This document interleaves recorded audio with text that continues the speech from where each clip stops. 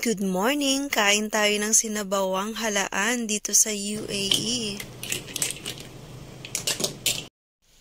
Ito nga ang naisip kong lutuin that time kasi yan yung nakita ko sa supermarket na medyo fresh tsaka alam kong mabilis lang siyang maluto.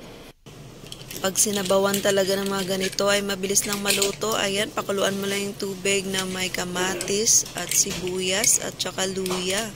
At sa ganito nga kapag halaan ang niluluto mo, ayog mong lagyan ng masyadong asin kasi medyo maalat na siya kasi nga naman galing siya ng dagat. At minsan nga ay nakakuha na kami ng ganito sa mismong dagat. Sa ilalim lang siya ng buhangin dito sa dagat ng Abu Dhabi. Rich in iron daw tong ganito kaya naman minsan kailangan din natin kumain ng mga ganito. At least may sustansya. Lalo na kapag meron ng mga gulay, ayan, ang sarap na masustansya pa. Napakabilis nga lang maluto ng recipe na to guys. Ayan, pakulo-pakulo lang at ayan na, ready na siyang kainin. Dito lang talaga ako nakapagluto ng ganito sa kakaisip ng kung anong ibang maulam kasi nakakasawa naman ng puro yun at yun lang, like isda lang. Ayan, try naman natin yung ibang mga lutuin. At syempre, pag sa ganito ngang mga sabawan, kailangan talaga ng kanin yan.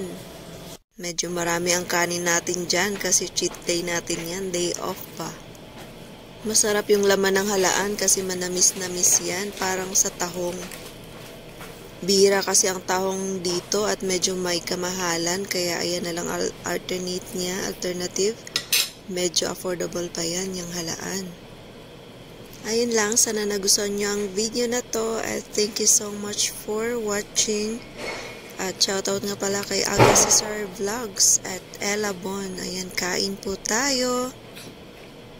Please follow for more. Meron din akong FB page, Chaan Vlogs page at TikTok, Chaan Vlogs. Bye!